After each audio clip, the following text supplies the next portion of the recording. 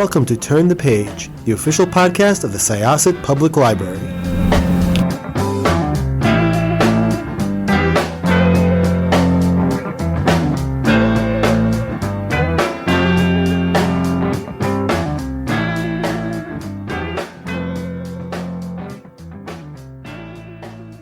Hello, everyone. Welcome back to Turn the Page.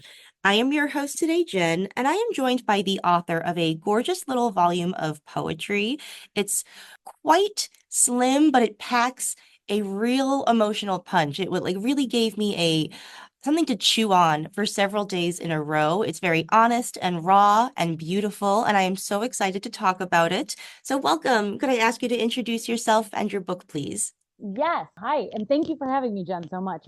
This is a very cool thing for me to get to do. My name is Jody Kennedy, but if you are familiar with my writing or my Instagram account, if you're listening from there, you'll know me as JK Kennedy. So that is my pen name, I guess. But people call me Jody. My name is Jody. That I go by.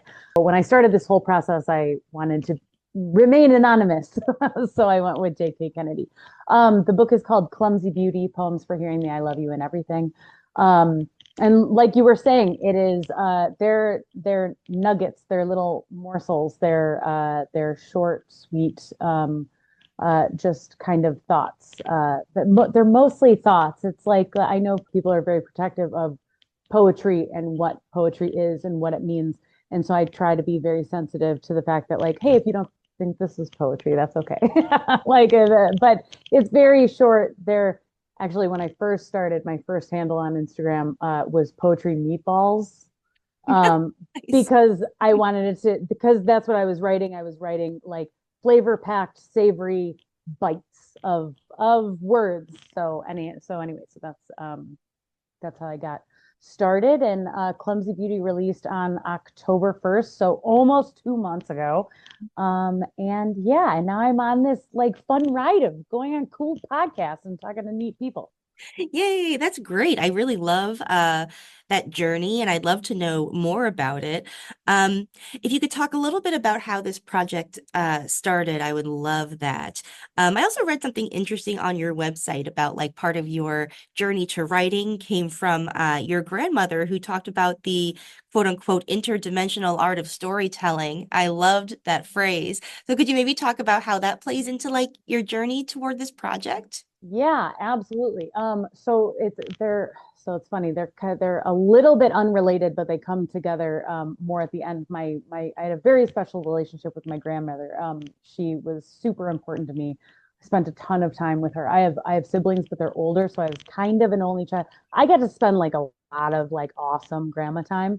And she really got me into that she introduced me to Jane Austen, and that like changed my life. And that sent me into it kind of at a young age, gave me my first impression that, every day we wake up and there's 8 billion different realities going on. Everybody has their different reality. And how, if this one thing in your life goes differently, then, like all the different, like a butterfly effect thing.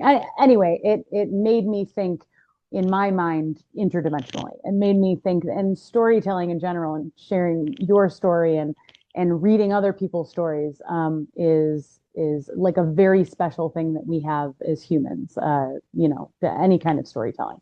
My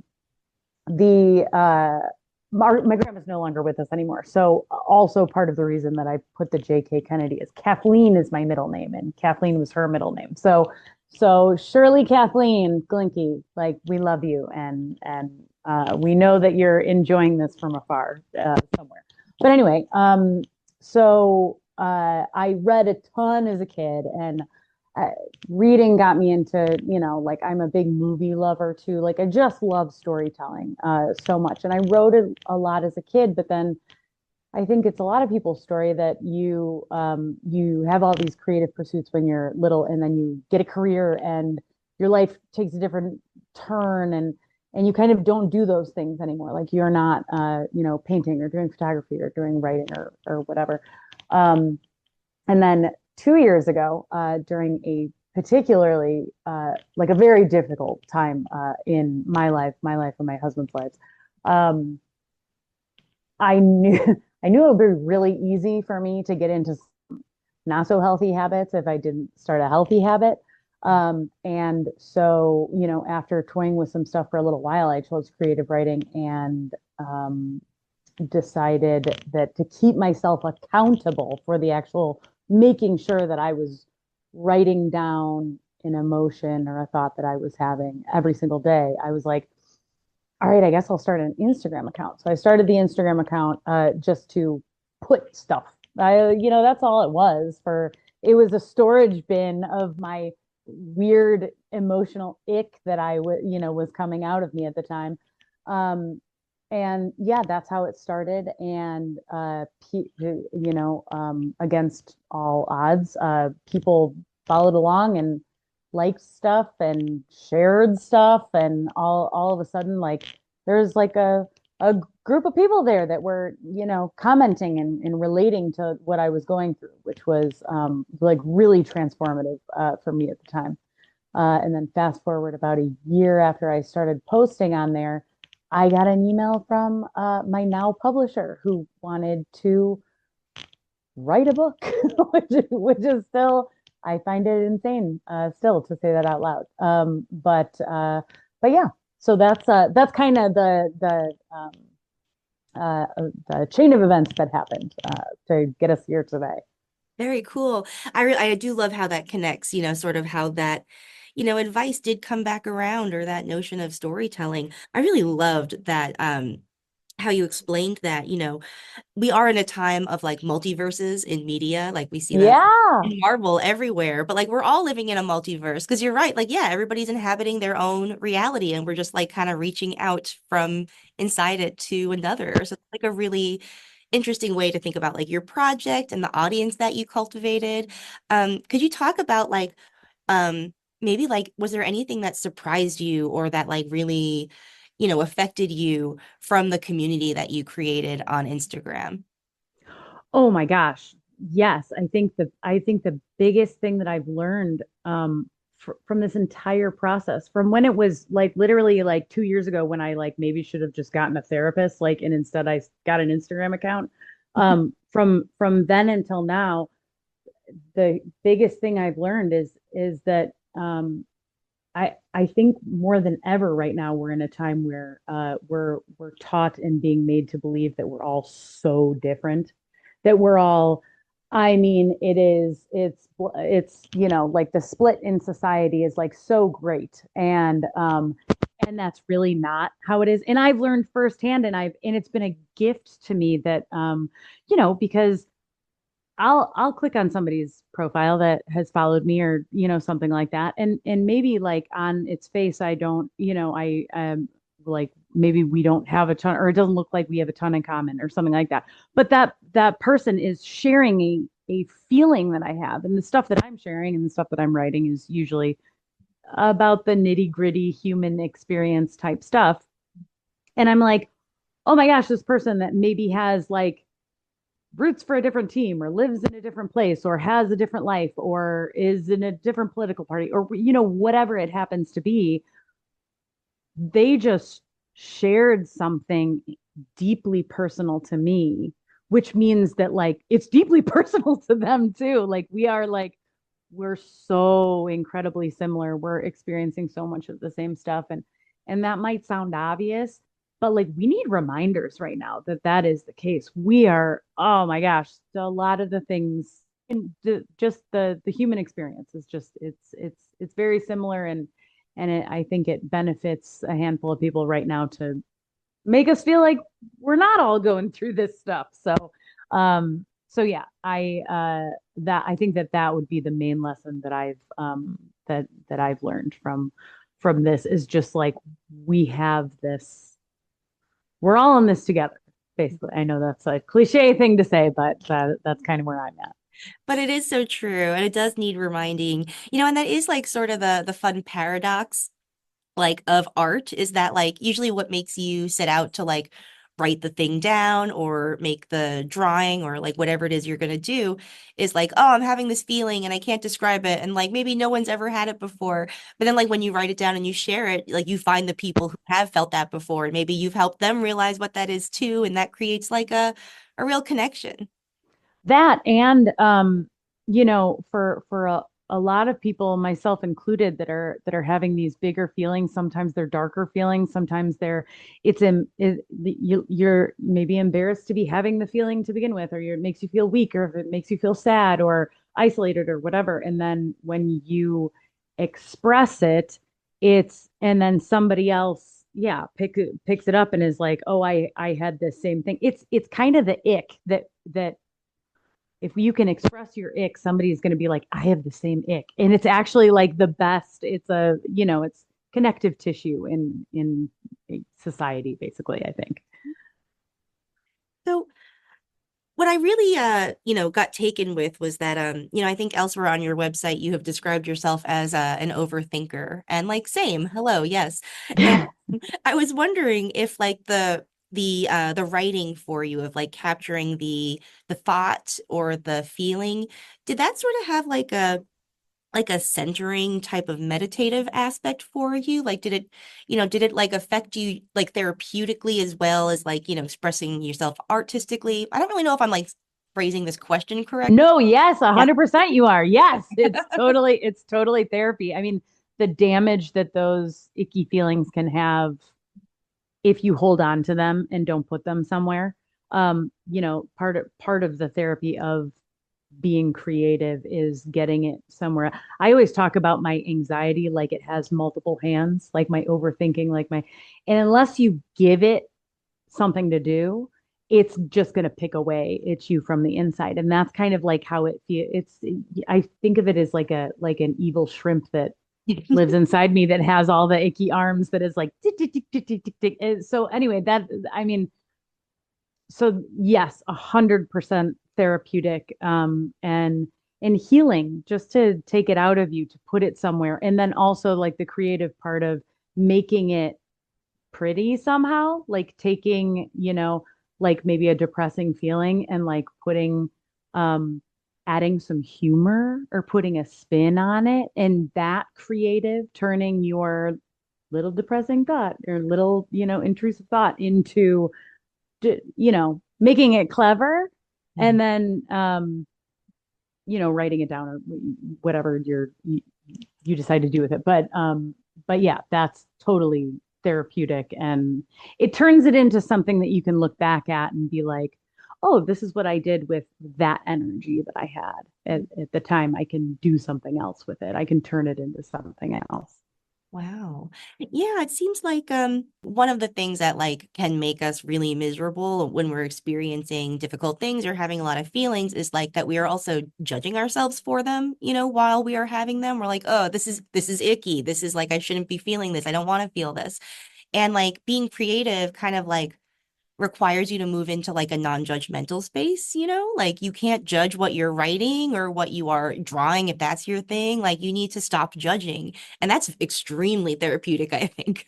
You just put that in such a perfect way just now. You just that's perfection how you just described that. So thank you. And I might steal that from you and learn to describe it that way in the future, because you just put that was mwah, chef's kiss right there.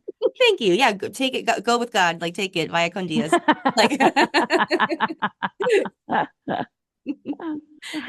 so I was also really interested in how writing can also be like a path to knowing yourself. And a phrase that came up, I think, in your intro and in some other places was like finding your voice. And that's something that we talk a lot about when we talk about writing, like developing your voice or finding your voice.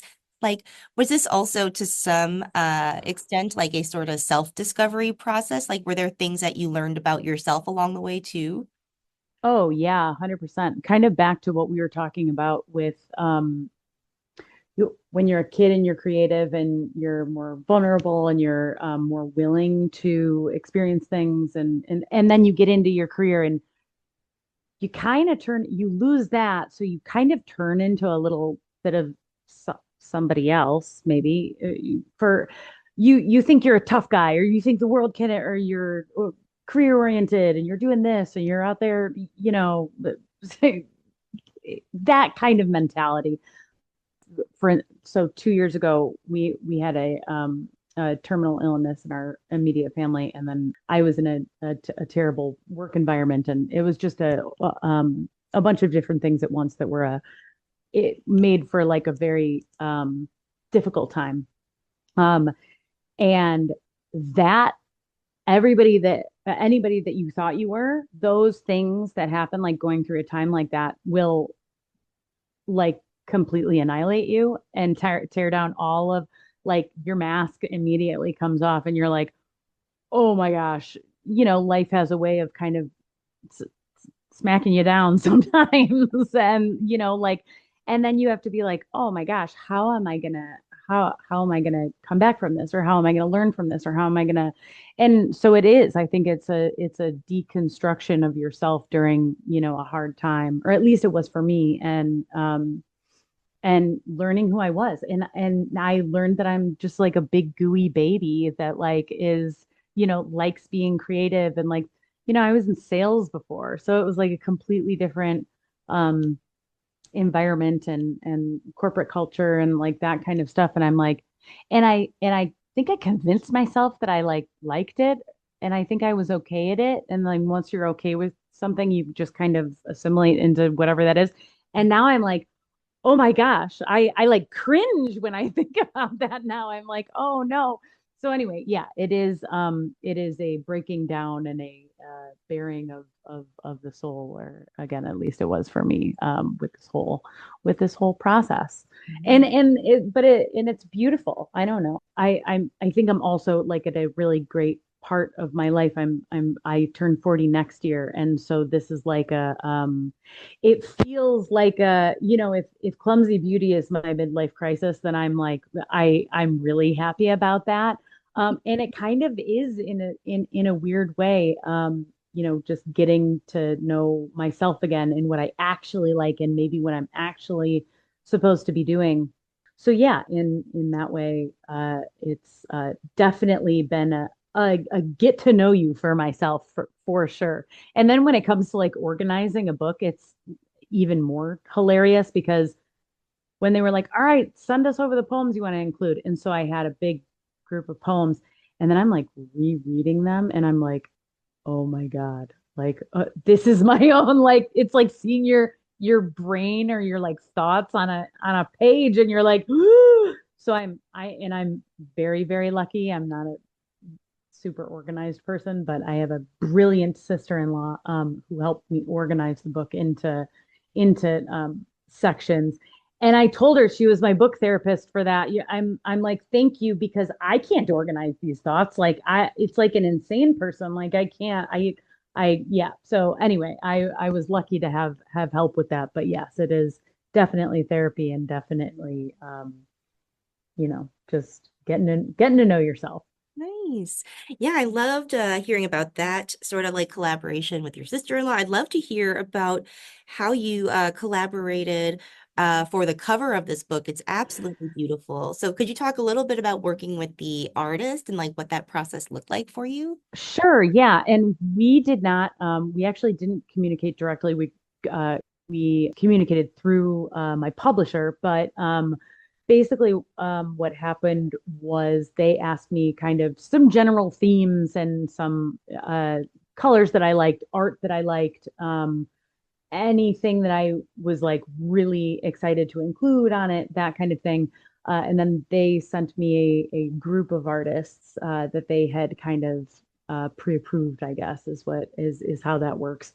And I saw her name is Jessica Benhart. And Jessica, if you listen to any of these podcasts, I apologize because I don't know if I'm butchering your name or not. But she's on Instagram. Her handle is Harken Back. If you want to look at any of her art, she's amazing. She's so incredible. Um, and so I saw Jessica's art, and immediately was like, "Oh, this is it. This is her. Like I would love to work with her." So I gathered I took a bunch of pictures of art that I have around our house and, things that I like, themes, colors, blah, blah, blah. And oh, I'm a big Lord of the Rings fan. and so, and Ents, like I've always been obsessed with Ents. And I think I like wrote in an email like Ents or something, like not knowing like if anybody would actually like read that or take me seriously. And then like a few weeks later, I get back this like devastatingly beautiful draft of the cover of the book. And it has an end on it. And I'm like, oh my God, there's a tree people on my book.